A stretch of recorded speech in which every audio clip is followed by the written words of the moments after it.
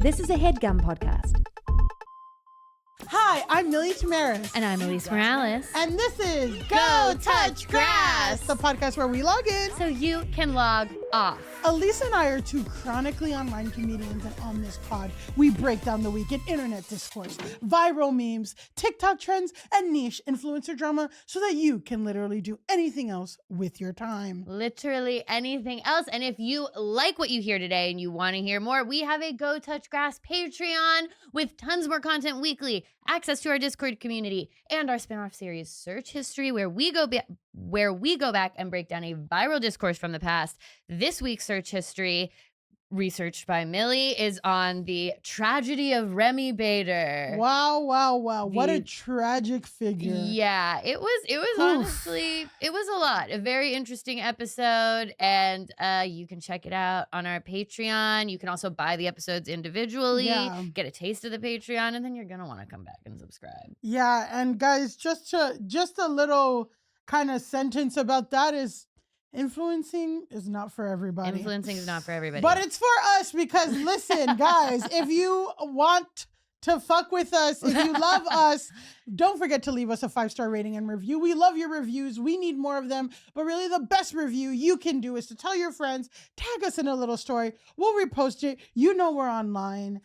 And as you know, 2025 is the year of Go Touch Grass on YouTube. After this episode comes out on Wednesday, there will be a video version out on Saturday on our YouTube page. The episodes are a little bit longer. Yeah. You get some extras. Millie throws the videos in. Yeah. It's a real fun time, so go check us out on YouTube. You can see our cute outfits. You can see our cute outfits. I'm very cute today, and you know, true. you're on the audio. You can't hear that. Yeah, I have a cool wolf shirt on. She's got a wolf shirt on. I would have thought a cat, but that's It's a wolf. It's a wolf. It's a wolf. Speaking of wolves, we have tickets to our tea party now happening on May 3rd at 11 a.m. at Prince Tea House in the East Village.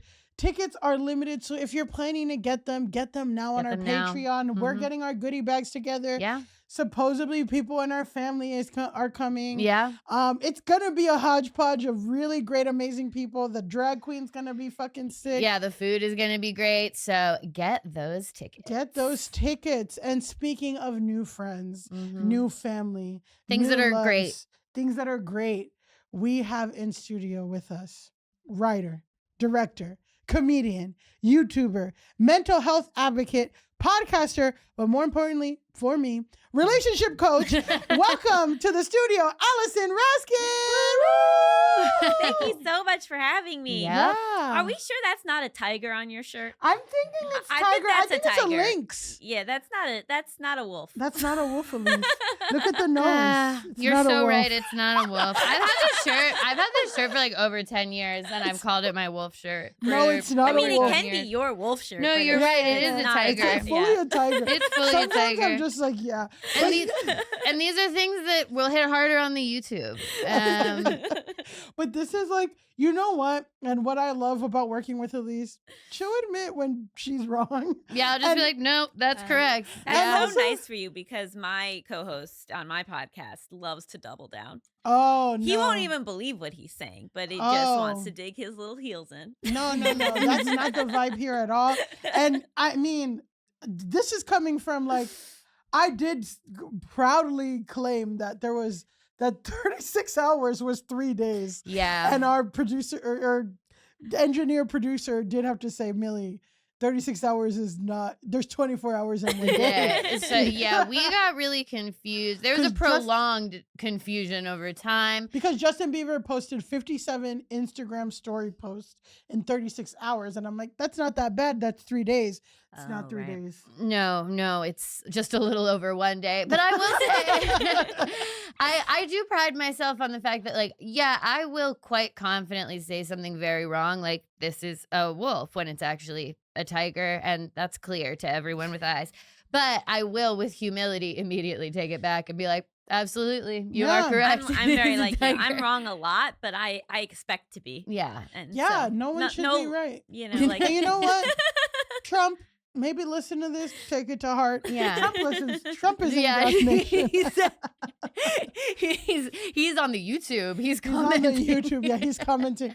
He's commenting about the Bitcoin AI. We got an AI slap comment the other day. Yeah, that because was- our last episode had Bitcoin in the title, and so I think now it activated Bitcoin related yes. bots to be Yeah. commenting. Like one of the comments is like, "Thanks for the forecast. My wallet has blah blah blah blah," and it's like we're not talking about Bitcoin in No. any way, in any real way. talking about But the spa that's heated by Bitcoin. yeah, we talked about a spa that is heated by the power created by Bitcoin. There's a lot going on there. There's a lot going. There's no way I don't to, really want to yeah. know. No, It okay. seems we upsetting. already told you too much. Yeah. Don't Yeah. don't I listen to any more mean- of it. Yeah, I mean, as someone who's visited that spa many times, it's a lot. Like, but I think it's a good entry level spa for someone who's never been to a spa before. Okay. It's a good entry level spa. I also feel like spas are not that complicated. Well, do we need an entry level? well, I think that spas aren't complicated, but I think the idea of like being naked in front of other people, That's a really Yeah. great point. being Yes, in close very true, very true. proximity, like having spa etiquette, showering before you enter a shared Oh, tub, so true. Yeah. all those things, like there's etiquette. You can't be talking a lot. People are going there to relax. So entry level in that way Right. of like, and American society is not oriented in like relaxing, taking time off in groups. Following Yeah. community rules. Yeah, And well, being like naked and chill about it. naked Right. and chill about it. Yeah, Yeah, there's- it's not Yeah. a thing. So that's what I mean, entry level. No, that makes a lot of sense. But yeah. I went to a spa. I went on my honeymoon to Italy, and I went to this Ooh. Italian spa. Which Italian was, spas are good. well, listen, this is what happens here. And so I wanted a body scrub. Mhm. Because I like prefer that to just a massage. And I walk into the room, and there's like, imagine, like what a shower head looks like, but imagine that it's like a huge rectangle the length of a person's body. And I'm like, is this the body scrub? And she's like, yes. And like, get on the table. And I get on the table, and it proceeds to shoot hot. It proceeds to shoot hot, cold, freezing, water, different temperatures, different amounts, different parts of my body. It was like So no one was scrubbing you. while she was scrubbing. Oh, But it's also blasting But it's you blasting, and so you can't relax because you have no idea No. what temperature water with no. is going to hit you at any point. And then in the middle, she made me turn over, and she gave me a face guard, like a Mm. huge face guard, because the water was so So, powerful yeah. shooting at me. It was I horrifying. mean, to be fair, any body scrub that I've gotten, none of it is relaxing. It's not a relaxing thing. Like the body scrub I got was like in a Korean spa, like it's a Korean lady in lingerie, like scrubbing my booty hole, like getting detailed. But I actually Mhm. prefer that. I prefer it at the Korean spas because they'll go everywhere. They'll I mean, they'll I open want your my legs. body scrubbed. I Yeah. don't Yeah. want to like pretend I don't have a chest or Yeah. certain parts, or like I want Mm. you to be. I want to be. So you were in a car wash, basically. Yeah, Actually, this time I that's was. exactly I it. Because I was. was like, I think what would disorient me, because when I'm getting scrubbed, I'm like, scrub me Scrub down. me, That's what yeah. I'm doing. Right. But the shooting water would was be horrible. very That's tough. disorienting. Yeah. Allison, we are so excited to have you. You have had an amazing career, Thank you. spanning from, you've done content creation, you've written books about how to navigate dating with anxiety and OCD. Now you just wrote a romance novel based on your life as well. So, okay, our first question for you is, how do you decide when you want to pivot and try something new? Was getting published and being a novelist always the goal? Like, how did you come to find the different paths that your career has gone down? I will do anything people will pay me to do. Hell yeah. Yeah. Absolutely. Like, I think I left film school being like, I'm going to be a comedy TV writer. And then it was like, Mm. that's the one thing no one will hire me Yeah. to do. Yeah. I've Ain't that the developed truth? like 4 different shows, and I've never even been staffed or had a staff meeting. It's like bananas. So you just have to like follow what works. And Yeah. so I've just tried writing in like every single format that exists. And I've been really lucky to like be able to do it in a lot of different ways. And it's really exciting now to have the rom-com novel out, Save the Date, because that feels like oh, this makes sense. Like, Yeah. it kind of like came about just because I had this bonkers thing happen to me, and I was like, this could be a great book. And like, What was the bunkers thing? Yeah, give us a little taste. Because I know, because I Googled you, but maybe our listeners might want to know what the bunkers thing was. So I got engaged in May of 2020, and then 6 months later, my fiance just like abruptly left with like little to no explanation. And this was like He gone girled you? kind of. Oh my gosh. Well, no, because she wanted to stay. Wow. Yeah, Right? Yeah. She actually loved him too much. Wow. Wow. Yeah. And so She was just playing her little game. right. Yeah. And she won. And she won big time. She won. Well, And then, it was also just like so ridiculous that this had happened because I was in the middle of working on my first nonfiction book, Overthinking About You. Mhm. And I'd been giving relationship advice on the internet. And I like was like, oh, like, how did I not know that my fiance had fallen out of love with me? That's like both like personally devastating and then like professionally Yeah. No, devastating. it is wild to be in that position where like you have, you're doling out advice to other people and then you're going through this in your personal life. Did you choose to share it at the time, or like how did you navigate being like, Oh yeah. So I guess at a certain point, people are going to notice if the fiance is gone and you're no longer getting married. So yeah, how did you navigate doing that? I waited about a week because I was like, he's gonna come back. yeah, they always. But it's never the ones you want that come back. They always come back, but it's always the worst I've ones. only had one come back in my whole life. Yeah. Oh, I've really? dated a lot They of people. always come back for me, but it's always the worst Yeah. ones. And I'm like, I don't know if I should be insulted or if this is a testament to like you being awesome. Spoiler, he didn't. And so I was like, okay, I got to address this because I write about my life and Yeah. I have a weekly podcast. I have a Substack. I'm constantly sharing. She's content. So Everything yeah. is content. yeah, gotta mind Gotta it. make it. And so I had to sort of address it. And so I had to like do I got publicly left post. But what was wild was so many people had similar situations. Like I did not realize how many people just get left with like no like warning, no real explanation, like long term like committed relationships. And so That is wild. it was really bananas, and it was also very healing. Like Yeah. I feel like Yeah. I learned so much from other people who had been through something similar, and I hope people got some help from me. And yeah, and then I went home to New York because I live in LA, and my dad started making jokes where he was like, well, why don't you just find a new groom in time for your original wedding?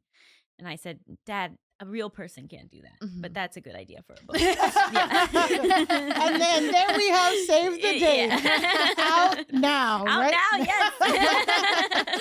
Well, Wow, that that's is a good awesome. book. That's like awesome. I feel like that's every dad's dream is to like Ugh. be like, I have an idea for a skit, and you're like, He's been milking this.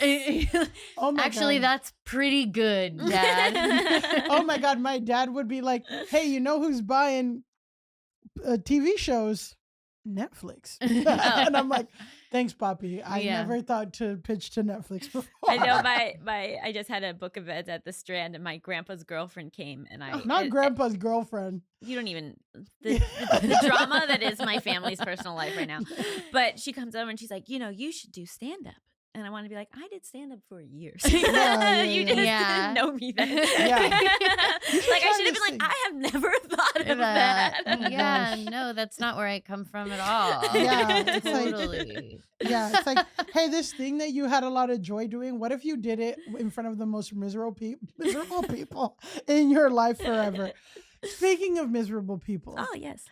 Allison, you got your start in media at Buzzfeed in Mhm. 2020. Like a transition. I'm just kidding. But it's interesting now because there's so much conversation on the internet kind of idolizing BuzzFeed millennials, and there's like a lot of like, I wish I worked in BuzzFeed in their heyday and stuff like that.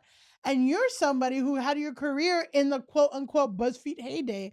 So how does it feel kind of looking like thinking about where you were then and thinking about it now and being like, whoa, like I can't believe you.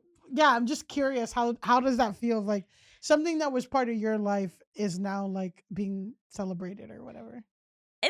I mean, I wouldn't have a career, I think, if I hadn't gotten that shot at BuzzFeed. And so when people are like, how do I become a writer? And I'm like, I don't know, get randomly hired at BuzzFeed Video in 2014. That's the thing that 100% got us in rooms, grew our own YouTube channel. Yeah. It just opened the door for everything that came since. So it was a really interesting experience because the first part of working at BuzzFeed, I was the most fun I've ever had in my entire life. It was unbelievable. But then I got kind of siloed literally in an attic where I was in the scripted department. And for whatever reason, my boss, awful guy, don't even cut that. You should know that you were awful to me, and I still think about it quite a bit. Wow. He listens. Yeah, you heard it. Go at him. Listen, we don't give a fuck. He's the head of some tech company now. Who knows? Of course. But, and so he was like, you can't be in regular videos anymore. And I was like, okay, but our department isn't making any videos. And he's like, right. So I just wasn't allowed to do anything for a bit, and it became just really frustrating and then at that period of time, BuzzFeed's whole thing was you cannot do anything other than BuzzFeed. I remember this. You're people would get fired for doing other stuff. And so my comedy partner and I, Gabe Dunn, we ended up selling a show to MTV, and which is another wild story, but another media company. And so we just quit because we were like, we got it. We can't turn down having our own show. Yeah. Wow. You saying that reminds me of a bunch of discourse online back in the day about exactly that BuzzFeed's contract was so intensely strict that anyone who worked for them, you couldn't do anything else, which is we were the first super on camera people to leave like that, and everyone was so mad at us, and then they just totally changed the rules, and suddenly you could do other things and it was fine, and then everyone left, and it was wow. I wonder if the reason I heard that discourse was because you left, and I'm remembering it back from that time, and I just did not realize. But it is so interesting. I was just listening to Quinta Brunson on Amy Poehler's podcast talking about that pissed off a lot of people. What'd she say? Well, people, a lot of Black Twitter. She said she doesn't know white people, and everyone's like, you were married to a white guy for 3 years, so let's just relax. But on the podcast, she was talking about BuzzFeed, and she I guess the conceit of the podcast is Amy Poehler will talk to a couple people who knew you before, and so that's fun. And have them give her questions that she'll then ask in the interview. And most of the people for Quinta were BuzzFeed, and there was a lot of talk about just how it was this brand new thing. It was this way to get yourself on camera and in front of people and write a show and do all this stuff and create. She kept referring to it as another stage. Why would you turn down another stage? Yeah. This is another stage. Why would you why would you turn it down, basically? And I was like, that is especially then what it was. Yeah. And she was someone where you just were oh my God, this one person is so talented. Yeah. There was a lot of amazing talent at the company at that time. And I'm sure still now, but it was you were getting to work with people who were just so gifted comedically and on camera and also just direct, amazing behind the scenes people, amazing cinematographers, amazing directors.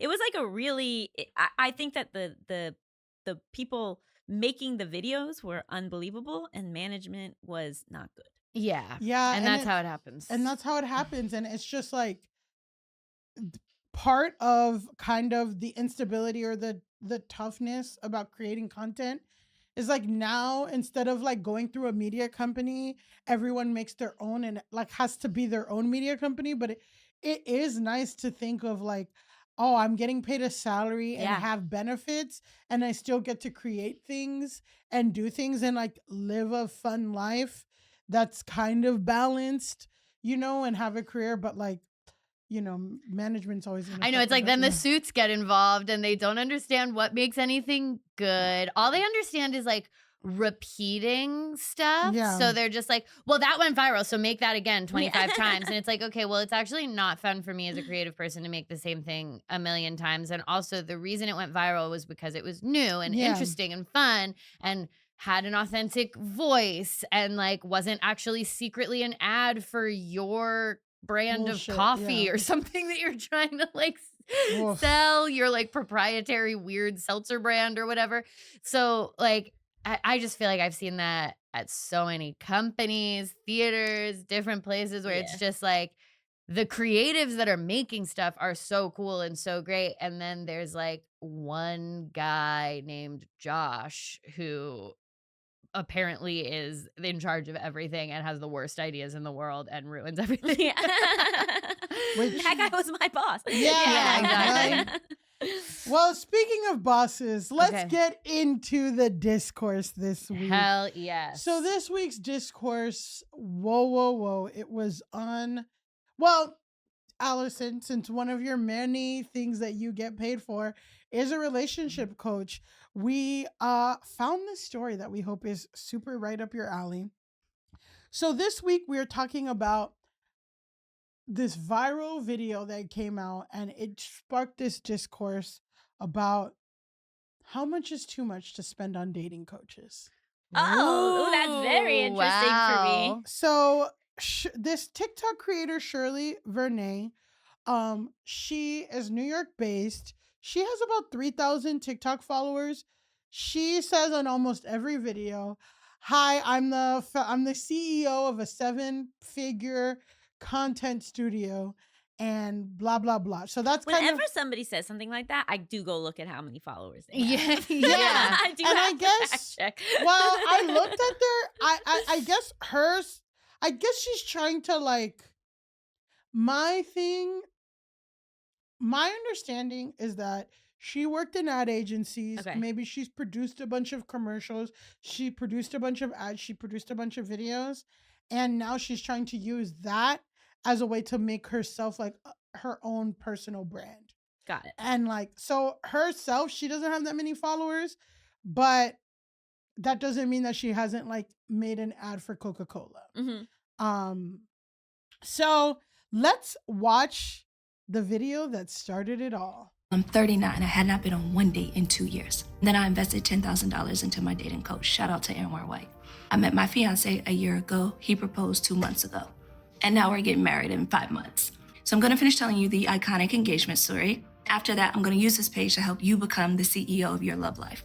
But first, let's talk investments. People will spend $20,000 on Dr. Miami, $100,000 on higher education, but there are some people in my comments literally cringing at the idea of investing their money and protecting their hearts and their future love lives. So I know the cost. I literally wasted 13 years of my youth on a man because I was not educated on how to date, how to choose wisely, how to pick with intention and clarity. And that comes with consequences. Having children with someone who doesn't show up, wasting years in a low vibrational relationship, letting your emotions allow you to crash out and lead you away from your purpose, being delulu about the red flag. So as a CEO of a 7-figure content studio, I'm now the CEO of my love life. And I lead my love life with wisdom. Your literal life depends on who you choose. So I encourage you to choose wisely. So thoughts? I could do 45 minutes on this. Good. All my thoughts are not bad, I will say. I Yeah. actually agree with a lot of what she said. I think that often the person you pick to be your life partner that's one of the most important decisions you make. It has a huge impact on your quality of life, on your future, what your mental health and physical health look like. So being really intentional around dating and also being aware around what you want and how you're going to go about doing that, and what you're looking for, what you actually value, huge. Do I think you need to give $10,000 to a dating coach? Not really. When I started my coaching business, it was really important to me not to do packages Mhm. because I didn't want people to just like be locked into this thing that might not be helping them. Yeah. And so I do a weekly model, or sorry, I do a per session model, which Mhm. so like it's, I'm not a licensed therapist, but the way that you work with me is like rather similar in that Mhm.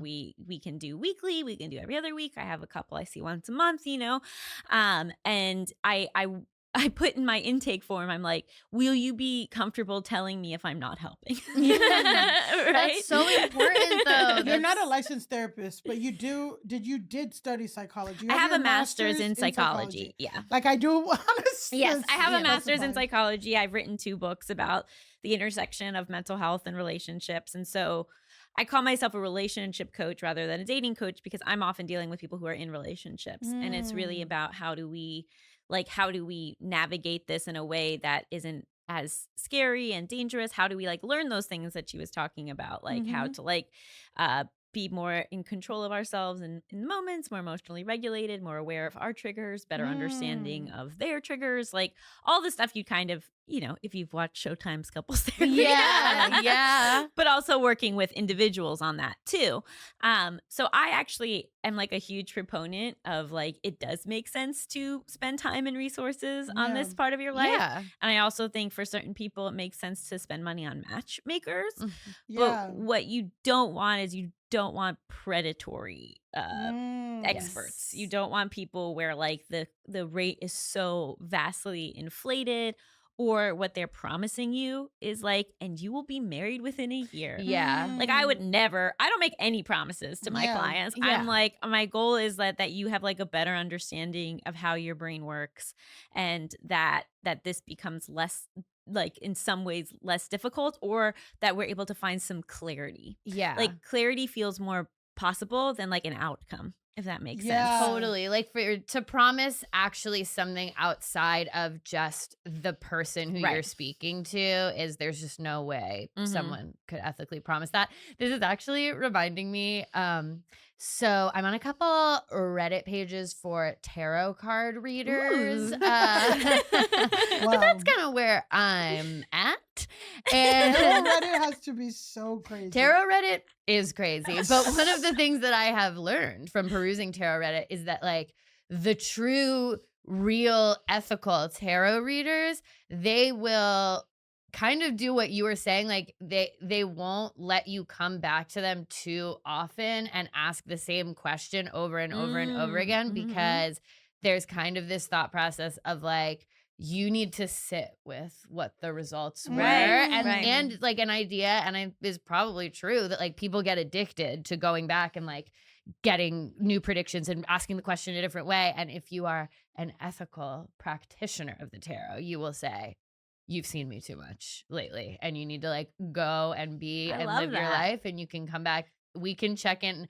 I saw one guy be like, I won't do more than like 2 sessions in 6 months. Like I'll do an initial and maybe one follow-up, and then like you can't see me again for 6 months because you have to go live the cards out in the world. So let's talk about some reactions that this got. Yes. This went insanely viral. Lots of people were talking about it, and even in the comments, let's read some comments of people, the comments that people left on this video. So the first comment we have, I'm going to take $10,000 and put it into a high yield savings account, but congratulations, boo. I'm a proponent of the high yield savings account. You love a high yield savings account. Let's see. Call me Miss Nerd Wallet. I love them.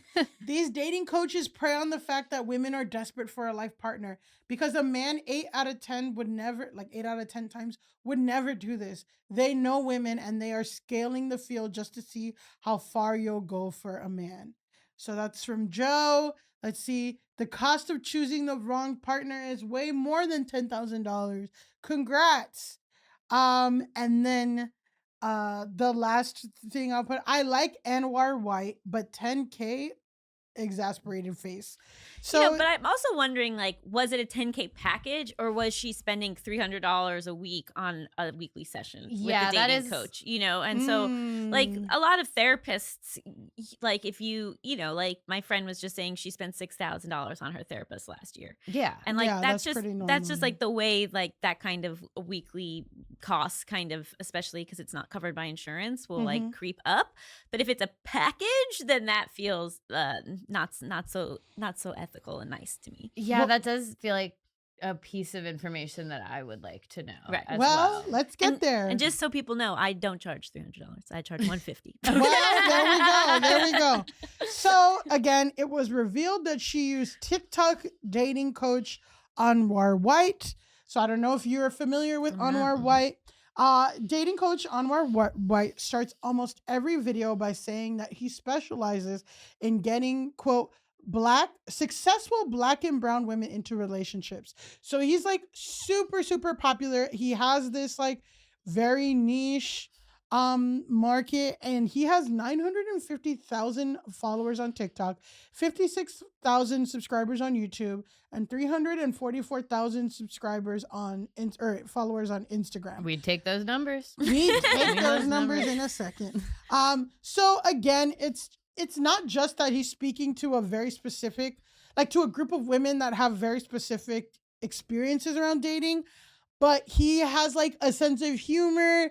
He like talks to you, he's gay, and he's like, girl, you're gonna blah, blah, blah. You know what I mean? And he calls himself your fairy godbrother. So he's like leaning into this like parasocial, like friendship. And, you know, his approachable yet knowledgeable tone immediately makes you feel at ease. This is from an article. Even if he's saying things that you might not want to hear. So his videos always go insanely viral. And it's often because he's speaking, again, directly to a group of women that doesn't get spoken to often. I think, you know, this is like what I wrote. Like a lot of the fascism that we're seeing today is a result of the very real reality that men are being left behind in this country. They're not going to college as much. They're not getting, you know, they're not getting higher, like, they're not getting higher degrees. They're not even going to bachelors.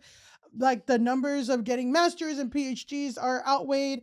Women are earning more. And that's especially true in black and brown women, like in this generation coming up, you know? So, and having that reality coupled with like the actual like educational and financial reality and power that a lot of black and brown women are having and experiencing, coupled with the very real misogyny and like all these patriarchal things of like the man should earn more, the man needs to be like, it can make it very difficult for a black and brown black/brown woman to meet a partner who isn't threatened. Threatened. So it can be very hard to find that. So he's often going viral for saying like, if you want, like, here's a way, you know, he's encouraging people to like kind of date different races.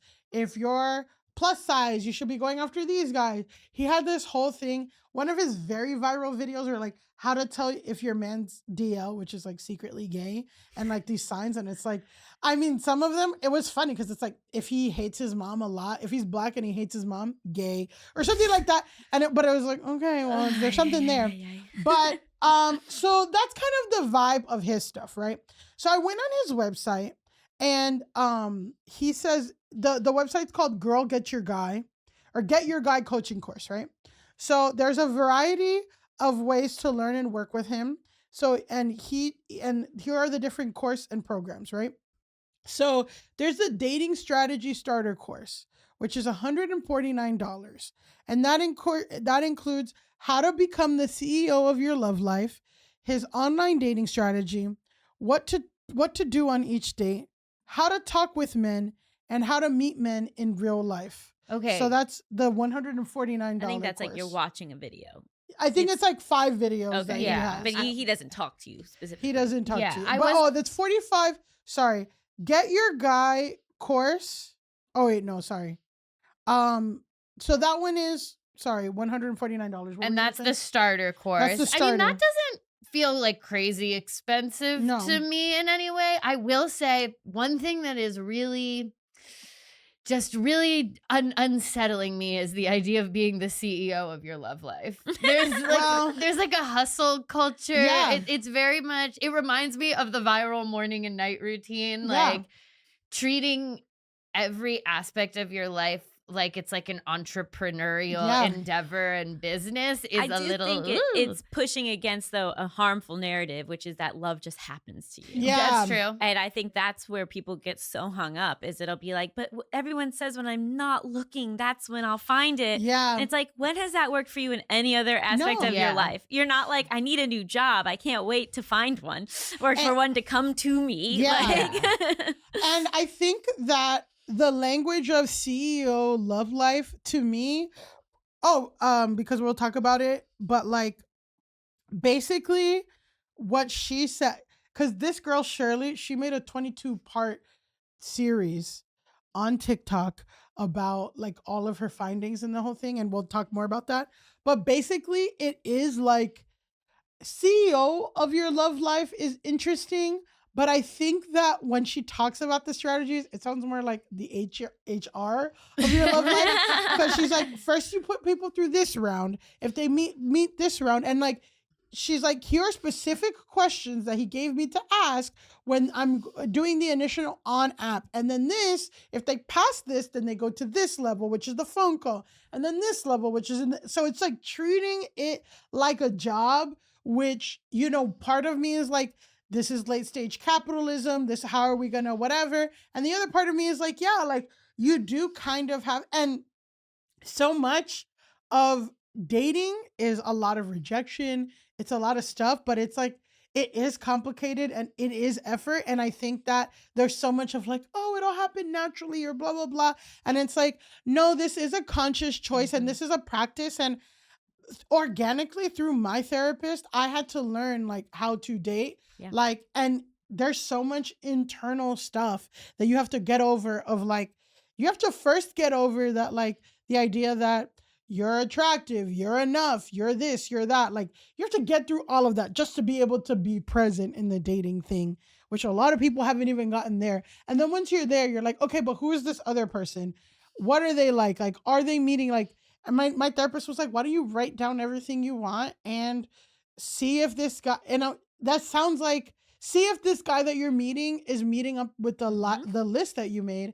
And it's like, that sounds so simple, but like people don't tell you that. Like, no, I talk about that all the time. I'm like, we don't know how to be in relationships with each other. We don't know how to be relationships. We don't know how to find. We don't know how to find people. Like, I actually think like breaking it down into these kinds of chunks is really helpful, and also it prevents burnout. So yeah, I think it's really important, especially in app culture, to date productively. Yeah. So that you're not wasting time and then feeling choice overload, feeling like really burnt out, like having such a negative connotation with dating because you're having so many bad experiences back to back. Yeah. But if you can be more mindful of what you're choosing to engage with and who you're choosing to engage with, then you're narrowing the amount of experiences. Yeah. And hopefully it's taking up less of your time. You're having a better time. It's not as like awful. Yeah. Exactly. So, okay. So the full Get Your Guy coaching course is $497. And the Get Your Guy full course is 45 hours long. And it includes the following modules: how to date with strategy, how to set dating boundaries, how to be vulnerable, how to have a solid mindset, get clear on your needs, learn about feminine energy, heal inner child wounds. So that's $497. My problem with this is that it's all one size fits all. Yeah.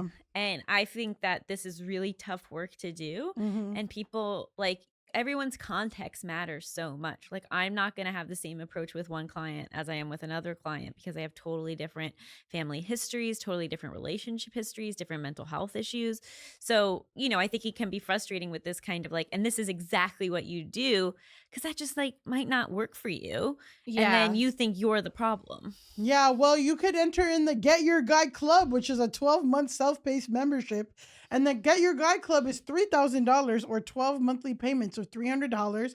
And it's the 12-month self-paced program, including one weekly group Q&A session, the Get Your Guy online course, and Facebook group access.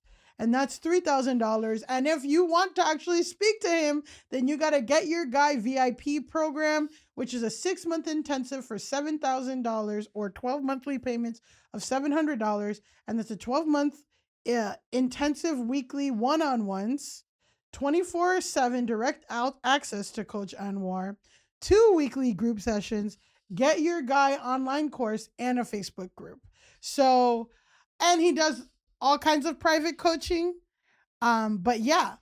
So let's watch like a little video of Anwar White, and then we'll chat about what we think. Girl, whatever you've been taught about dating, I want you to do the complete opposite of it. Why do I say this? Because most of the advice, the programming and conditioning that you're taught in Disney movies or rom-coms are wrong and keep you disempowered. So I wanted to share with you what I've learned as a dating coach for 13 or 14 years now. And as your fairy godbrother, what I have learned that helped my clients go from, upset and frustrated and single to booed up, happy, and ready to rock and roll because they've learned how to do it differently for a different result. You got to do the opposite. So what does this mean? It means that, girl, if you have butterflies, that is a bad sign. That's a stress response. And you shouldn't be feeling that with a guy. And if you do, he's not it. And if he were it, you would be with the guy that is giving you butterflies, but you probably aren't. Number 2, if you are having sex with guys because you think that they're going to like you more when you do that, please understand that they're actually going to like you less. Oh my God. Because chemically, their bonding hormone, their vasopressin is going to decrease, which is going to make them want to disconnect with you. 3, if a guy is calling you unscheduled, he doesn't care about you. He's not thinking about you and prioritizing your convenience. He's thinking about what's convenient for him, and he's probably not the guy for you. 4, if he is making moves on you on the first date, he's probably grooming you, which means that he is not being respectful of your boundaries. As someone who gets women into relationships every week, oftentimes I hear, he didn't make a move on me until date 2 or 3 or even 4. Those guys overly respect your boundaries. That's husband material. Number 5, if you are thinking that you need to be some guy's piece, don't do it, girl. You want to stress him out. Why do I say this? Because when you stress a guy out, his vasopressin will increase and he will actually feel more can't watch bonded this. to you. Yeah. So We'll cut it off here. Stress him out. I wanted to get there. Thoughts? I mean, I disagreed with every single thing that was said. And it is really fun. This is one of my favorite fucking things is when people use fake science to try to justify. So the fact that vasopressin factored in twice, and I'm like, this is fake. Okay, I'll give it over to the actual expert, but I was just like, not one thing that was said in that did I agree with. I think this also shows the problem of social media impacting things, because if he doesn't say outlandish stuff, it's not going to go viral. Yeah. Right? If he doesn't open with that huge claim of you've got to be doing the exact opposite, people are going to keep scrolling. Yeah. So a lot of times I'll be like, well, I can't really make a video about how important it is to just really understand people's context and the nuance and because those things don't lend itself to being clickable and clickbaity. It's the really crazy thing. And the thing is, so which piece was the most crazy to you that you want to debunk?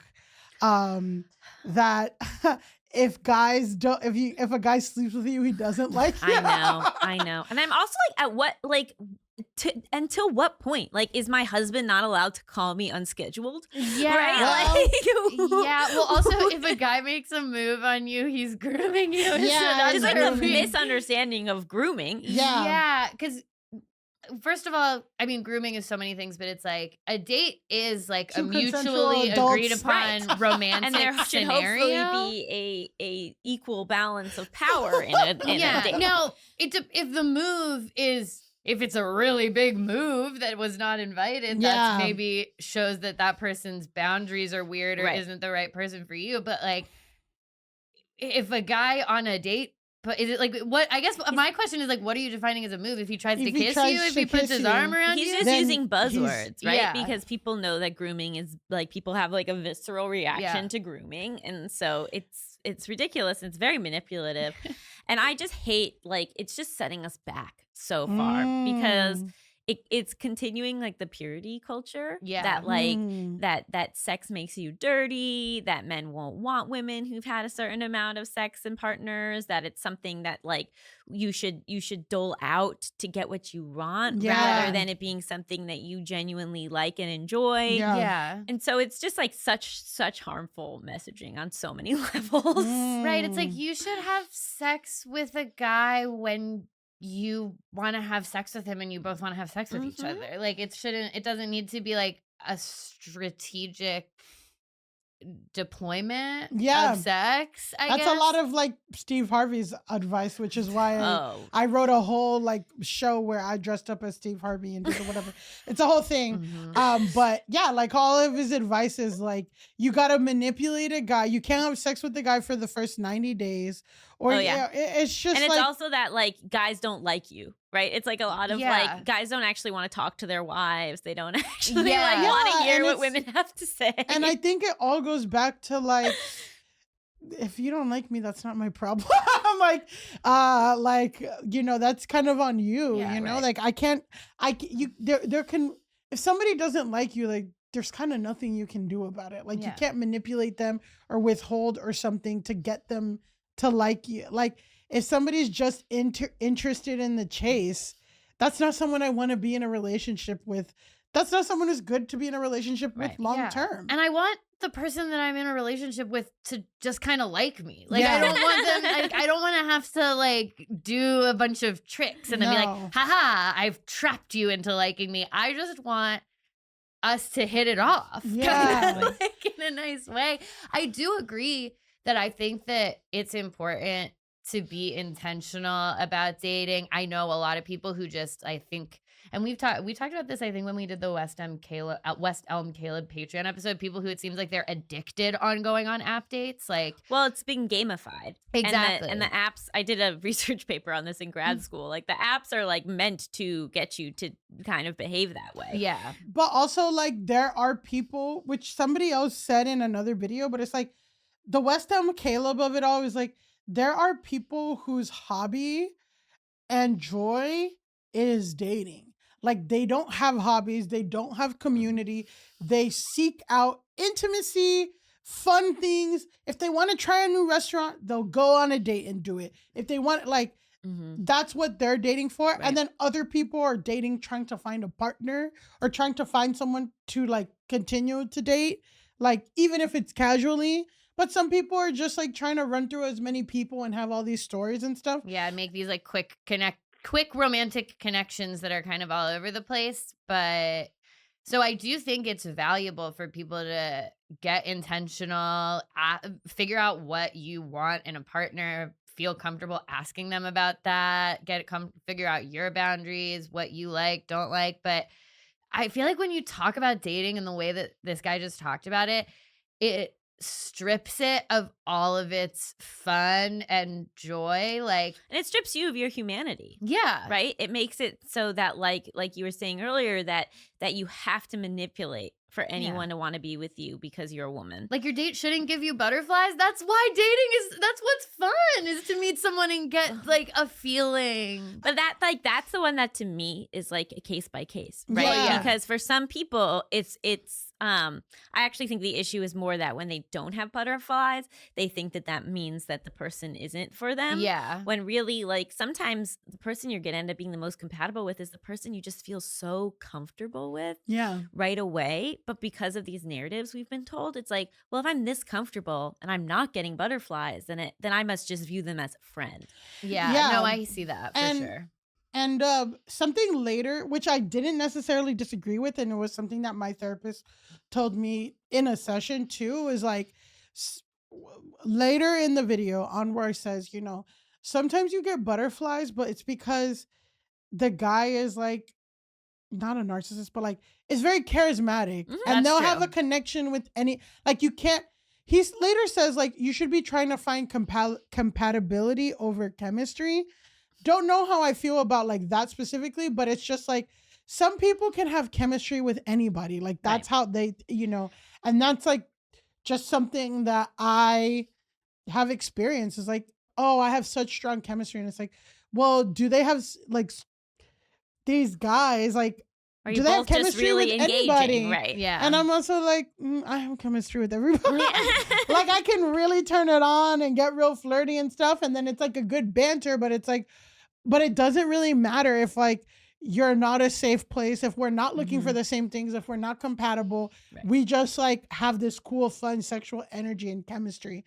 So yeah, I mean, I totally get that. And I've definitely like, I have friends who almost didn't pursue relationships that ended up being like literally marriages because they didn't feel the butterflies Right. initially. So I definitely think like investigate your butterflies, but to just be like, you feel it, that's actually that was bad. I'm like, bananas. Yeah. well, that is one of the joys of dating. Like when dating is fun and dating is working, feeling some chemistry and butterflies is part of that too. Like to just blanket demonize I would just it. say it can be a part of Yeah, it. it can be. Right. Exactly. I think it's like, everyone reacts so differently and different people bring out different sides of us. So some people are going to have butterflies and it ends well. And some people are never going to have the butterflies and it still ends well. Yeah. And I'm trying to think of where to take this next. Well, let's just move on. Okay. So we're riled up enough. We're riled up. So back to Shirley, right? So Shirley again made a 22-part series on TikToks about all her learnings through like whatever. So she said she didn't go on a date for 2 years. She was in a relationship for 13 years. Didn't go on a date, didn't see anyone for 2 years, started this thing, and then she revealed that she went on 170 dates. She went on 170 first dates. In how much time? I'm sorry. I think maybe in like a year or something. She went on 170 first dates, met the fiance, like met this guy that she likes. They got engaged and like they got engaged like after 8 months or something. So yeah, so because again, a lot of people roasted her. A lot of people made fun of her. Her whole thing is like, she's the CEO of her love life. Mm-hmm. She's investing money in her life. Like her counter argument is that she has spent a lot of money on self-improvement. So she did this video where she breaks down like all the money she spent on improving herself. So she said she spent $26,000 on therapy, not to fix me because I'm perfect, whole, and complete, but to regulate my nervous system, recognize patterns, and how to emotionally maintain the woman I'm becoming. She spent $45,000 on 30 plus conferences, all in my industry, to get in rooms that stretch me, where I can learn industry trends. She spent $6,000 on an executive coach. And again, he helped her become a better business person, whatever.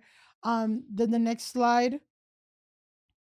Then she spent $6,000 on a life coach. She helped me audit my life in totality and figure out what my long-term goals are I wanted for my life and put together a plan and action steps there. $3,000 on her current business coach. She helps me put structure and goals in support of the business overall vision. A lot of help with sales strategy so that the business doesn't just grow, it sustains. And then finally, she says she spent $10,000 on a dating coach to support a successful dating strategy with a proven framework to assess compatibility, to help me funnel and filter qualified men to get me in a healthy, successful marriage. And I think, what I was going to say earlier that it wasn't coming to me is that I feel like a lot of Anwar and like, I feel a lot of, we've talked about like how helpful these modules and frameworks and strategies are. And like, CEO hustle culture kind of shit can be helpful in some ways. But I do feel like the CEO hustle culture grindification of dating is like that the ultimate goal is to be married, and it should be within a certain thing. And like, if you are not married, if you're not engaged, then like it's a bad investment, So like, I think that, and maybe that there's an implied like that marriage should follow along some pretty traditional lines itself too, of like you want like the masculine feminine divide of that marriage. And that too. And also like, I'm also like, I don't know how good, like, does it really matter if this is a good marriage or how long it's going to last or whatever, if it's just like you're rushing towards marriage. But hearing all this shit that she spent money on herself, do you feel like this is justifiable? What are you feeling now? Like, where are you guys at? I will say that it is a lot of coaches. Yeah. It's a lot of coaches. She's obsessed with coaches. And time spent in coaching. If she finds that super valuable, okay. I just was struck by like having a coach kind of for like every aspect of your life.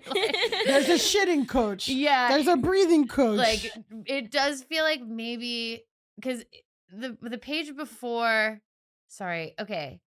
Life coach. I feel like maybe the life coach and the executive coach can be combined, or maybe the executive coach and the business coach can be combined. I'm confused as to.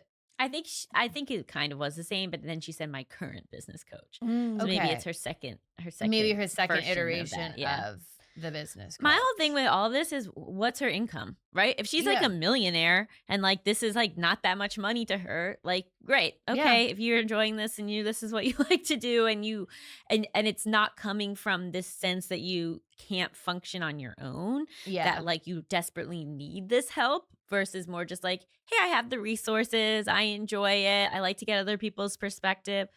Fine. But if at any point that this is like financially harmful to her, and then we're kind of tipping more into like some obsessionality around needing to be best, needing to be the best, needing to be the most heightened version of herself, maximizing every element of her life. And that tips more into, I think, like the more maladaptive areas. Whereas if she makes, $5 million a year and this is absolutely nothing to her, and she's also like pretty secure in making decisions without having to call up a coach first. Great. Because even like 26,000 on therapy, I'm like, if you're in therapy every like once a week and you're in all the time and maybe like your insurance doesn't cover it, like that's actually not that crazy.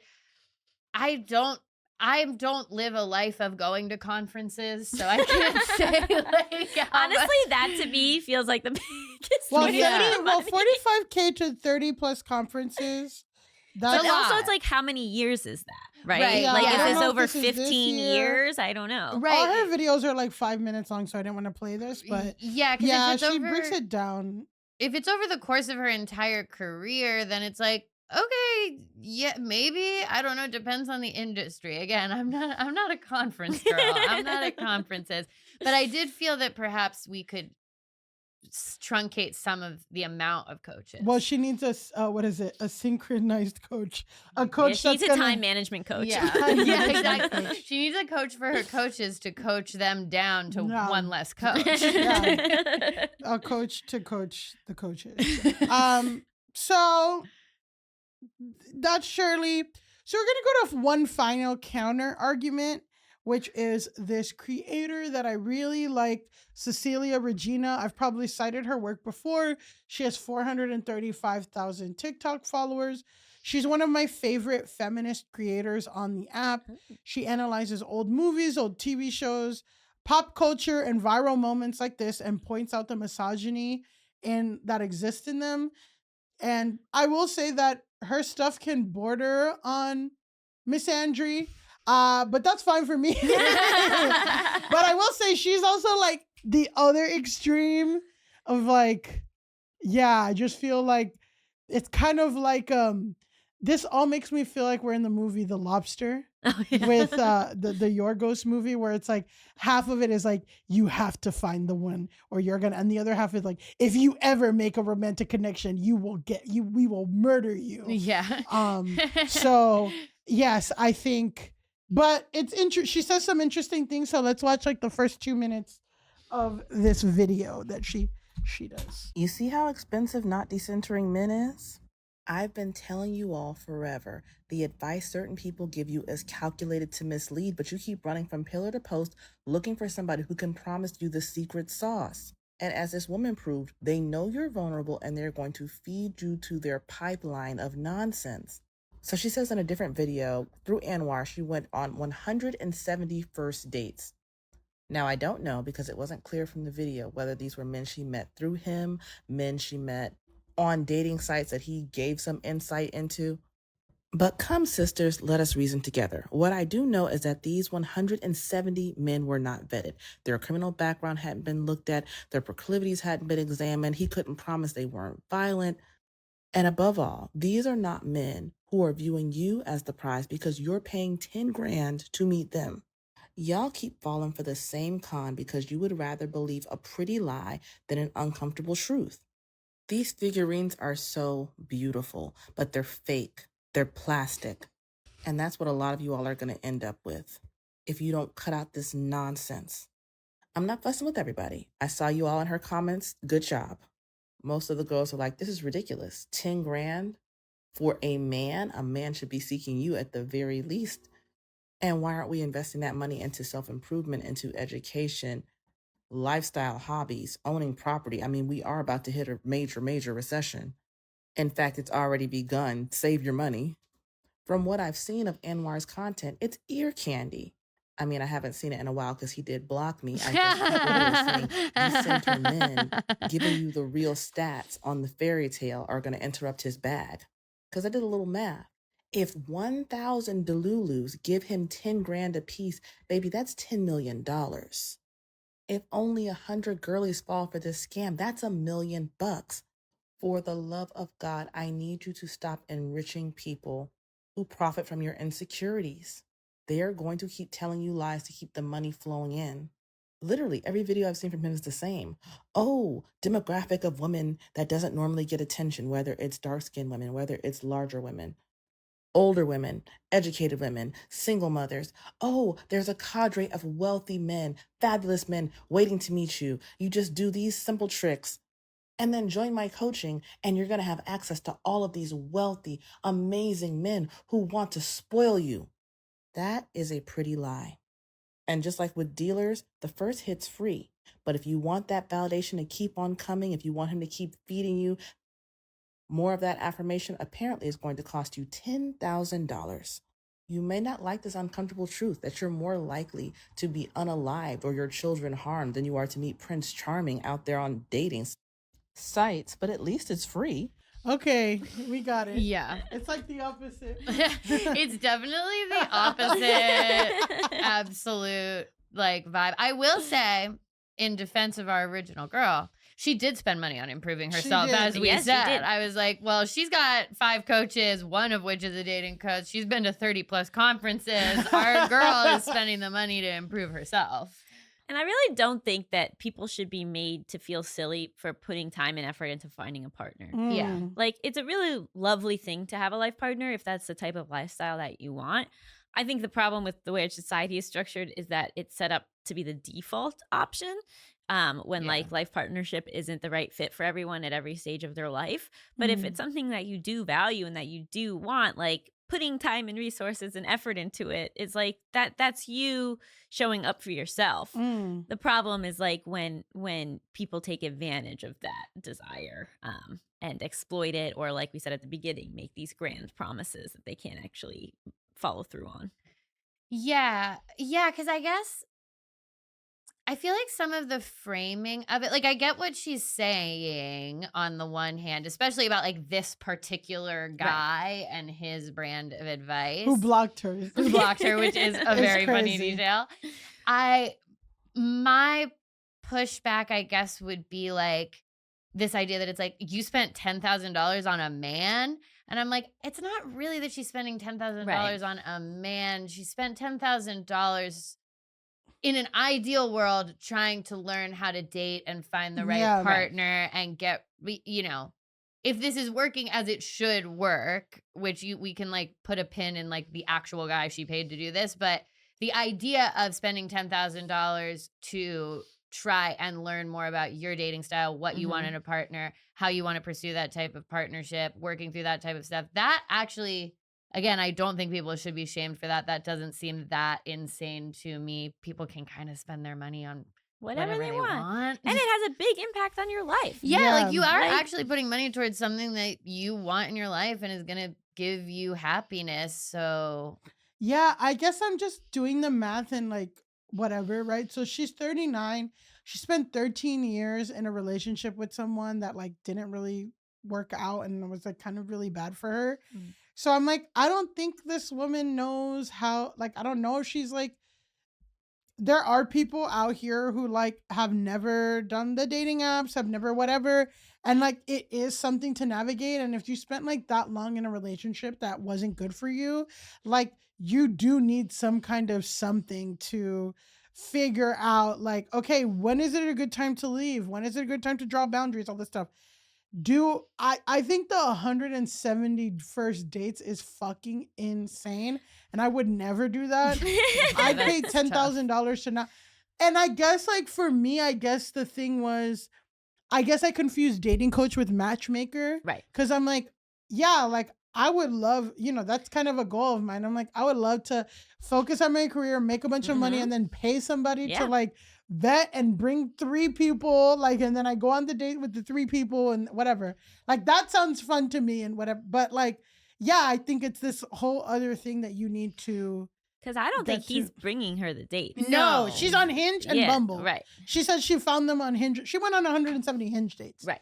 So, yikes. Yeah, that feels like the same thing we were talking about people who are addicted to going on dates just to have short-term connections, but it's like being addicted to going on dates for this to like check them off this list for this like or other purpose. Just not being discerning in any way. Yeah. Right. Yeah. Just going on an actual date with like any person you match with instead of like having more clear goals. Like we said, like talking about earlier, of like so that you reduce the amount of dates, but have a better shot with each one. Yeah, because it's like, is she just accepting every date and then doing the stuff she learned from the course, like once she gets on the date, right? Like asking them these questions, because it's like you could probably actually ask some of these guys these questions ahead of time in the banter ahead of time and knock a few, get it down to at least 150. Yeah, I would say you could even 30 a year is like crazy. Yeah, it's a lot of dates. It's a lot of fucking dates. You just have no hobbies or free time.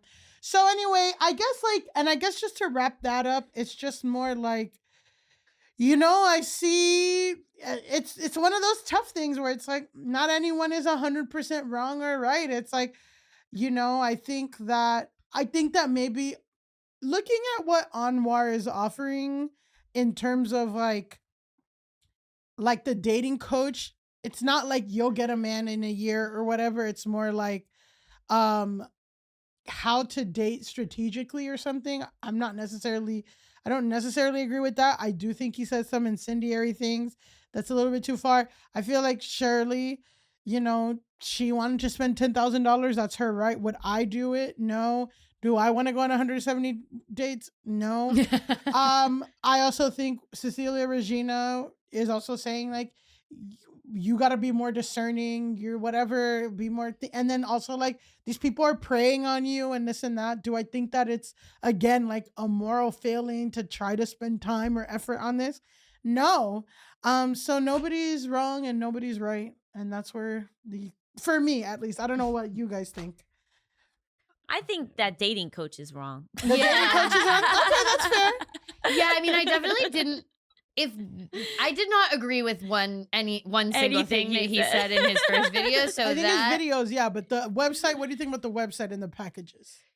Whatever. The packages. To me, like the pricing is like whatever. But if that's the content that's in the package, then I'm like, then I would not pay money to have someone tell me like, guys think you're slutty if you sleep on the first date. On the first date, I'm like, I can hear that for free. Free. I think I don't even know if my mom would say that to me. Honestly, yeah. I'm probably biased because I do this as a job, but like I would recommend that people spend like $300 on 2 individual sessions with a coach. Yeah, so that like they're getting tailored, specific information about their life, their situation, like. Rather than just watching content that's made for a mass audience. Yeah, because what you want in a partner is so specific to you and like what boundaries you want, what you're okay with versus not, like, and what parts of dating are hard for you. Yeah, different for different people. And I feel like, and even that changes like so much because there's shit that I would like. Absolutely not when I was younger. And then now I'm like, I don't care, dude. Like, are you going to text me back? Yes or no? We'll figure everything out later. I mean, I do like, I feel like I see this with, I like love advice columns. That's like what I love, like Dear Prudence. I love all this stuff. And one of the things that I've noticed with like bad advice is, which Dear Prudence is not. I love Dear Prudence. But is trying, especially with dating, it's being like, if he does this, kick him to the curb, unless it's something really extreme. Yeah. Like, you know what I mean? Like there are some things where it's like, yeah, no. If he wanted to, he would. would. And it's like, maybe he doesn't know that's what you want. My whole thing is like, we have to tell people how we want to be treated and then see if they can do that. Yeah. Rather than expecting them to just somehow know. Yeah, or like maybe he doesn't want to do this specific thing, but there are other things he does to express the same sentiment. You know what I mean? Like some guys aren't, I don't know, it doesn't come naturally to them to think to bring flowers, but they do show up in other ways. Or And then you the know real what I mean? thing is like, if you say, hey, I really would appreciate flowers, do they bring you flowers? Yeah, that's the right. difference, too. Is there willingness to adapt to your specific desires? And then if not, kick him to the curb. curb. He's grooming you. He's grooming you. I'm gonna shout that about everything now. I know he's grooming you, like Jesus Christ. I will also say, like, when you were back to like the first thing when you were talking about like your ex-fiance who just left, I'm like, fuck, man. The true tragedy of this country is that like that is such an eggable offense. Like you would egg somebody. I would egg somebody's house who left me like that. I would definitely prank call. Like if guys treat me wrong, I will like prank them for like a year. It's like crazy. Well, I feel like in the initial aftermath, I handled it rather well. But now there is a book coming out where there's a little cartoon that looks just like it. Yeah, that's a good way That's to a do good. it. That's a good prank. But I'm just saying, Yeah. and it's probably cheaper than egging someone. Is I what made I'm money gonna say. from it. Yeah. Yeah. So there you go. So you really mastered it. I will say the loss of egging, like that. That really is a loss of one of our great, like, Yeah. non-violent forms of retribution, where Yeah. it's like, we're gonna make a big mess on you. Yeah. You've Yeah. done wrong, and now you're gonna have to clean up this mess. You're Yeah. gonna be yoki. Yeah. exactly. So I'm like, what can we do? I mean, shaving cream. It just nothing hits the same. Yeah. I guess TPing, but even still, we don't That's know what the prices. expensive. The prices are going up on all of our great public shaming rituals that like don't actually like cause harm to people. Well, okay. Listen, all right. Allegedly, you didn't hear this from me, but if somebody, whatever, you could maybe possibly sign them up for robocalls. And that is free. Not that I've done that to any of my No. You exes. can send a Oh. pizza to their place. Yeah, but the pizza, there's somebody making it and there's someone whatever. But the that's true. robocalls, signing somebody up for robocalls. That's Yeah, always that is- that's a gold standard. That's yeah, a no, good that gold is standard. that's a beautiful piece of advice. There we go. And with that, I think we'll move on to our final segment. This is Grasshole of the Week, where we declare the person, people, businesses, coaches that need to log off the most.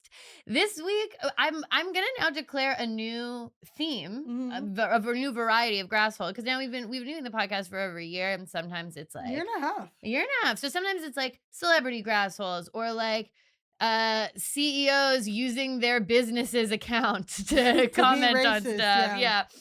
This is a new varietal now, which is travel influencers behaving badly. love it. that's So good. we talked about an American influencer who went to Australia and picked up a wombat. horrible. It was a whole thing. She shouldn't have touched that wombat. Today we are I loved talking. her statement. She did make a truly incredible statement. We have not heard from this Grasshole. Today's Grasshole, we do not have an incredible statement from him.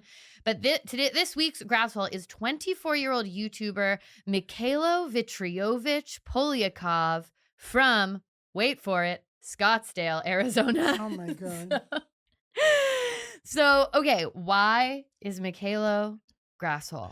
Michaela was arrested by Indian authorities after sneaking into the restricted territory of North Sentinel Island and filming a video in which he leaves a can of Diet Coke for the remote tribe that lives there.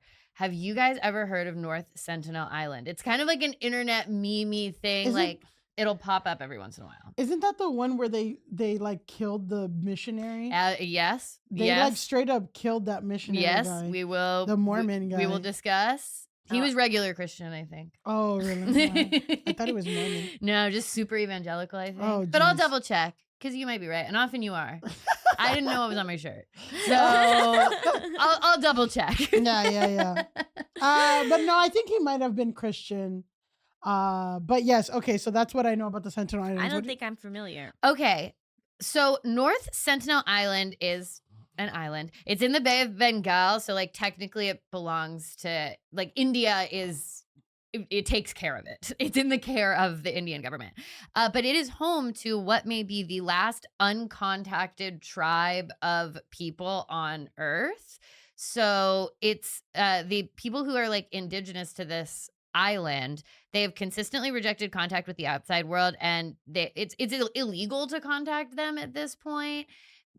From the bits that people have been able to see, they live in kind of like basic structures. They fish using canoes. They don't wear clothes, and they exist kind of. Archaeologists have dated it as like a Neolithic era tribe. They're like existing kind of in that world. I'm nodding like I know what that means, but yeah. They just like I can they're doing old, the yeah. gold Old thing, times, yeah. yeah. Like, you know what? I'm You like, know oh what? yes, the Neolithic. Yeah. They don't know who Elon Musk is, and that's what you need to know. And you know what? And are they living better than us? I don't know. They don't got AC, but they don't know what Twitter is. So Yeah, and you know what I'll also say is they've made it very clear they don't want to know. Good for them. So, like, anthropologists have tried to make contact with this tribe several times. They went in 1967, a team of 20 people went to try and make peaceful contact. But when they got there, basically all the Sentinelese just hid and stayed hidden until they left. So, like, they didn't even come out. Further attempts to make contact in the 1970s and 80s were rejected. One thing that stuck out to me was that I was reading about all these different like attempts to contact them. All of them involved like leaving a coconut for them or trying to float coconuts to them. Like it's like very coconut based contact. Which I mean, if someone gives me a coconut, like I'm happy with that too. Do they but already have coconuts? Yeah, that's kind of my question is I'm like, what makes us think that they want coconuts? But it does seem like pretty universally agreed upon by the people who are studying it. They're all trying to give them coconuts. So I don't know where that comes from. I don't know if that's a misconception about an uncontacted tribe that they would want coconuts. I'm like, maybe bottled water. I'm wondering if we could do a trade because it seems like they're the ultimate like people who are logged off. Yes. They're not online at all. And I'm like, this is not, they obviously wouldn't be interested in this. But I'm like, I wonder if we can give them resources to take one of these people that like J.K. Rowling and like J.K. Rowling lives amongst them for like a month. I would never wouldn't do subject that them to to J.K. them. Rowling. No? I would I never. would put her in a forest by herself. Yeah, I was like, though. she can go to an Yeah. island. Yeah, I'm like, can we get an island for them to just be on? Well, they are on their island. Yeah, but I mean, But the J.K. Rowling, I mean, Grassholes, Yeah, well, but just- they want to be, unfortunately, They people don't who want- are grassholes deeply want to be connected to the internet, whereas the Sentinelese definitely don't. In 2006, they killed 2 fishermen who accidentally floated ashore. And as Millie mentioned, the big thing that I think like got North Sentinel Island, like people were talking about it a lot during this time, was that in 2018, an American missionary named John Allen Chu went to the island to try to convert them to Christianity. He like brought a Bible and went. and smallpox just to make sure it's. So he actually, I will say, on John Allen Chu's behalf, he did go get like every vaccine before going because he was like aware that he could bring diseases to them, which is part of the reason why it's illegal for anybody to go there because we don't know if they've ever like come in contact with any of the stuff that we've got.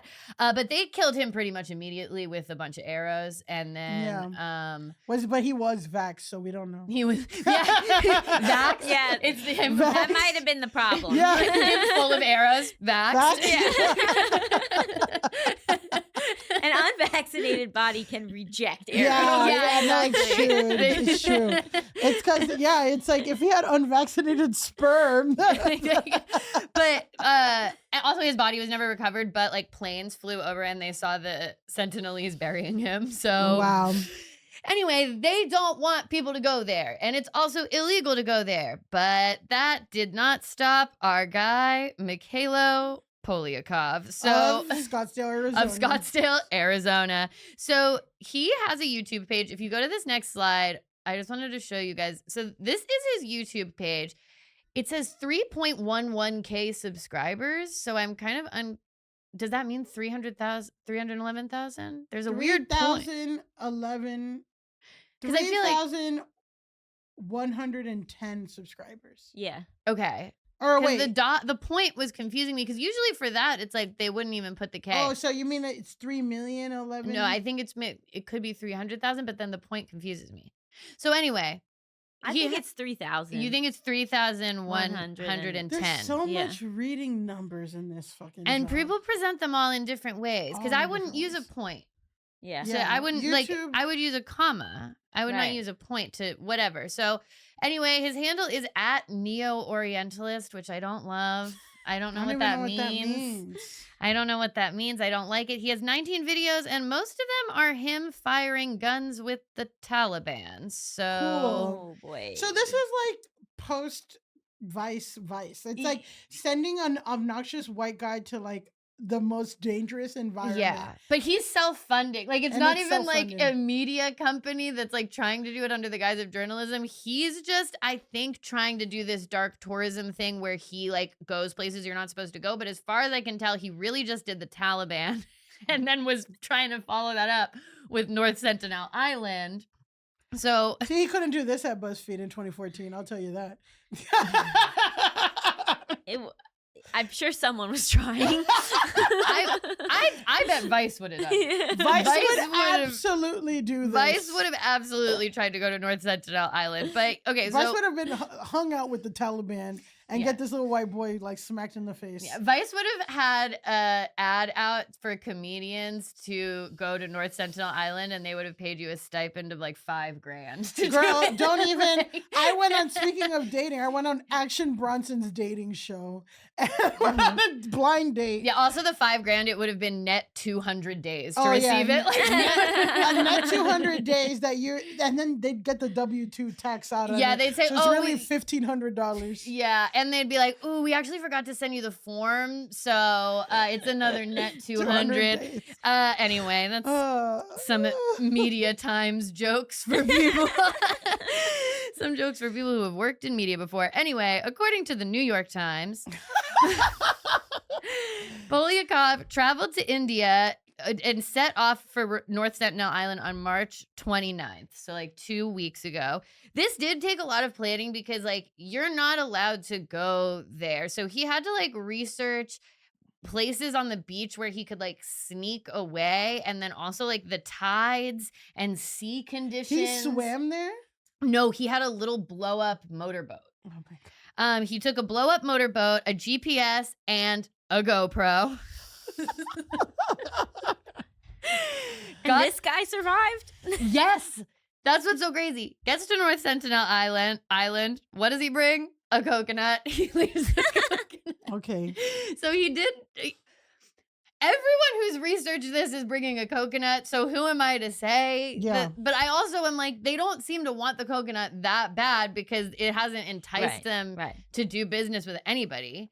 I would have left an iPad or something. but- So, so here's what he did leave. He gets there. He doesn't see anybody. He just gets to shore. I don't think he went too far Yeah. deep in. So I guess his death wish ended at a certain point. He's like, I'll make it to the beach, but I'm not going in. He didn't see anybody, so Because John Chu didn't even make it to the beach. He was No, on they- a fucking boat. And yeah, they got Oh hit. yeah, no. He was on a boat approaching and he got arrowed. Yeah, But he was vaxxed, so who knows? The North Sentinelese, they'll like shoot arrows at planes that fly overhead. They don't want you to go there. They have made Stay it very the fuck clear. away, They've yeah. said, "Stay the fuck away." So the fact that he touched the land is a big deal. Yeah. They're like, we don't want these coconuts. Like, stay away from us. But he did also leave a Diet Coke. which is People just love so- Diet Coke. I don't know. I know, but I'm also like, what would it do to an indigenous, uncontacted person who we don't even know what their immune system has going on for them to drink a Diet Coke? Also, Was it unopened or opened? that is my thing, is did he crack that thing open? I 'Cause hope I'm not not. sure. And also, if it's plastic, I'm like, don't give them plastic. No. They're the only people left that don't have plastic in their brains and in their all their sperm and all their stuff. They might be our last plasticless people. Wow. And then if it's a can, I'm like, well, they're probably like, what the fuck is this? I mean, maybe they would eventually smash it and all the Diet Coke would come out, but how are they even going to know to? I remember when I was a little kid, I had to be taught how to open a can. Like, it's not intuitive if you've never seen. Well, hashtag Bean Dad. Yeah. Yeah. Well, and hashtag being dad indeed. But so he left a Diet Coke and then he left. And I guess as he got back on the boat, he started like blowing a whistle, trying to get them to come out, but they didn't come out. I think that they said, we're not even dealing with this clown. We don't want his coconut. We don't want his can. Yeah, I wouldn't be shocked. Maybe I'm too skeptical that he was even in the right place. wow. You know, that's a great question. It Right? seems Like- the Indian authorities are pissed. So He was close. But He like, got close I don't know enough. that they didn't do any. Like, maybe he just was in the wrong part of the island or something. there are other islands around there because so then he gets arrested on the 31st and he was returned to Port Blair, which is the capital of Andaman it's the capital of the Andaman and Nicobar Islands. So he was like in an islanded area. It's an archipelago. Not that I know necessarily what an archipelago is. This isn't an archipelago podcast. No. I'm gonna Um, take a swing. Yeah. I think it's when it's like it's surrounded by water on 3 sides. Ooh. Isn't that a peninsula? No, and yeah. archipelago is. No, I just took a swing. I don't think I'm Oh, right. okay. Yeah. This is once again being wrong and then accepting. 'Cause you're right. I think Yeah, that's Florida a is a peninsula. Yeah. So Oh, yeah, archipelago All right, is never something mind. else. At least my mom said, so she didn't hear me get Yeah. that wrong. Oh, well. She would have been not happy with me. Okay, Well, well, write in I'm not going to commenters. say I don't know how to respond to that. Allison, I don't know how to respond to you saying at least my mom's dead so she wouldn't hear. Like, She was very particular about accuracy and geography. Wow. Wow. So she would have taught me a lot. Yeah, she She would know. would've so known. she would absolutely. have gone to Sentinel Island. She would have been. I think She would have gone to the right respect it. place, but she would never have dared to. No, Yeah, yeah, she for was the- sure. Yeah. She didn't like to impose. What is this? No, that's, and you know what? Good for her. What is this white boy obsession with is it something genetic? Let's ask our producer. Connor? Is there something genetic with these white men? Why do you have to go somewhere where you're not wanted, where people don't fuck with you? Why are you obsessed with that? That's how that guy Otto died. He crossed to North Korea and shit got hot for him. I'm just like, why are you obsessed with Well, shit also getting hot? going to the woods. I mean, the woods, whatever. Do your thing, Henry David. But that's what is into it? the wild. He died because he went out way too remote. Yeah, but I'm just like, I don't know. There's something about like having all the privilege and power in the world given to you, and then wanting to go one place. Well, that's why I'm not interested in anyone who goes to Mount Everest. Like, I'm not interested in like hardship you've brought upon yourself Yeah. for no reason other than to be like, I did it. Yeah. This was my Yeah. friend who said he had a problem with the movie Twister. He's like, Yeah, they're going totally. into the disaster. Totally. I don't feel bad for these people Yeah. who Not are me. driving straight into the tornadoes. Yeah, I'm like, that's probably pretty dangerous. I read a book once by a lady who climbed Mount Everest, and just her describing it, I was like, this sounds fucking horrible. She's Yeah. like, so you can't breathe. It's freezing. You could start just dying because your body is just not meant to do it. And at that point, you have to turn around. Like, some people just don't make it because they're like, not, their body's like, no, I'm actually just going to die right here. Like, I can't. mean, real. I can't be doing that. I don't know. But that's also, I'm like, this guy is starting so hardcore with With his the dark Taliban. tourism. Like, he's like, I'm gonna go to the Taliban and then I'm gonna go to North Sentinel Island. And like, I'm like, you swung high. You could have scaled up because I feel like there's a whole season of Vice doing this where they would go to like a black neighborhood and buy something at a corner store and they'd be like, oh my God. So to start with the Taliban, I mean, there's not much more you can go from yeah, here. I'm like, I don't know, man. Go to Chernobyl. I think people go there and walk around. Go to church. How about you talk to God? Talk to Jesus if you want to go. Exactly. Okay, so he got He arrested. got arrested. He's charged with the crime of trying to interact with the North Sentinelese people. Like, that in and of itself is a crime. You're not supposed to do that. He will appear in court for the first time on April 17th. So the day after this podcast comes out will be his day in court, which means he's been in Indian jail for like 2 weeks. And I'm like, shit is that not cool. I wouldn't want to be in any jail. I don't want to be in American jail. I don't have any thought that American jail is particularly nice at all. I feel like I really don't want to be in Indian jail for 2 weeks. Hell no. Have you seen, what's that movie with the two white girls that go to Thai jail? Ooh, I don't know. with Claire Danes, I think. Oh, I don't know. But isn't it like Midnight Run? Something like that. Or no, I don't know. I got something. It's like Cut that. I'm getting too many cultural references Yeah, wrong. yeah. I'm not trying to go to jail in a another foreign country. I'm not trying to go to jail ever, but I feel like being in jail in a foreign country now, I'm like in a situation where I'm like, I don't even know what the rules are Yeah. here. Yeah. I don't Or know the language, potentially. Yeah, potential language barrier. Like You're not really even supposed to be looking someone in the eye in jail for like a month in America. Like there's this girl whose whole TikTok who my FYP is like this girl from Staten Island is like how I survived jail for 2 years. Oh, I've seen her. I've seen her. And I'm Yes. like, and she's like, don't look at anybody. If someone leaves a sweater there, don't be like, hey, you left a sweater. Just mind your own business and all this shit. And I'm like, It's and helpful. to do that, and That to, is helpful. well, but Jail I'm like, coach. jail coach, jail coach. There you go, That's Shirley. worth some money. I'll pay $10,000 for a jail Yeah. coach. So he could face 5 years in prison for doing this. Yep. It's serious. They do not want, which makes sense because it's like if the punishment wasn't kind of serious, people Would do it. especially YouTubers with GoPros who are trying to do this type of shit, be like weird again, dark tourism, Jake Paul or whatever he's trying to do. Like they would go. So that is good. I understand why it's very much a crime. The police said that during their questioning of him, he disclosed that he was drawn to the island out of a passion for adventure and his desire to undertake extreme challenges. Jesus Christ. So that's his answer to your Well, question. that's, Indian jail. Yeah, Great. well, Have a I'm great gonna do time. that in India jail. Right, you're about to take on a pretty extreme challenge, which is being in jail on this like island for 5 years. Would you rather go to Indian jail or be in Scottsdale, Arizona? I'm kidding. Didn't you go to Scottsdale on your honeymoon, or was I? No, but we were You went in to the desert.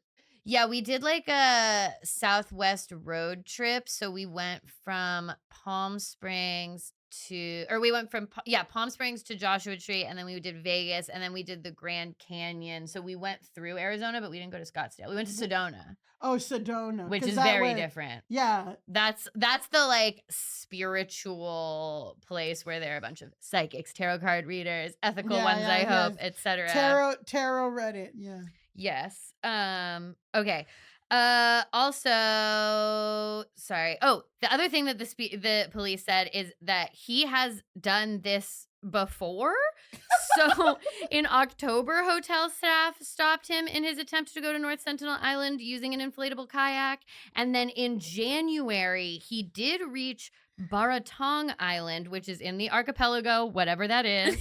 And he illegally videographed the Jarawa tribe. I'm going to try that again. The Jarawa tribe, according to police. So he's been doing this. So Michaela, for the literal crime of going to contact the North Sentinelese For content. for your YouTube that's only videos of you hanging out with the Taliban. Taliban controlled Afghanistan. I have to say, it's Taliban controlled Afghanistan. So he probably was just hanging out with random guys. But I think the way he markets other videos is like him holding guns and Yeah, being but I like, feel I'm like- with, I think he got taken for a ride. yeah. I think like he wasn't hanging out with the Taliban. He certainly thinks he was. He thinks he was, but I think he was just like at like a meeting. Okay. Like just a regular community hangout. So for all of those crimes, we have to say, Michaela, go touch grass. Allison. You are a wonderful guest. Wonderful guest. What a ride we went on. Why don't you tell our listeners where they can find you, buy your book, follow you, pay you $10,000. Yeah, pay $10,000 to go on 170 hinge dates. You can find Save the Date anywhere books are sold. It's a feel-good rom-com that's more calm than spice. So I don't want to, There's no smut. It's not porn. Well, if you're looking for your spicy romance book, this isn't it. But if you're looking for a lot of laughs and some very, I hope, charming banter, then Save the Date is available Boring. for you. Yeah. Where's the fuck? It's it's called a closed door romance. Oh, so you're just like wow. they lead to and the door's closed. Okay, so like a 50s Or like movie. an R-rated film rather than an an R NX17 or whatever. Yeah. And then you can listen to my podcast, Just Between Us, every week. And also my Substack is called Emotional Support Lady, where I talk about all things mental health all the time. And all my stuff is on AllisonRaskin.com, including my socials, which is just at Allison Raskin. That's wonderful. Well, everyone, find Allison, follow her, buy the book, and remember, you can follow this podcast at Go Touch Grass Pod on everything. You can follow me at Elise Navidad on TikTok and Pandalise on Instagram. You can follow me at Millie_Tamares on TikTok and Instagram. You can follow me, Millie Tamares, on Twitter, Blue Sky, and everything else. And until next time, Go touch grass. That was a HeadGum podcast.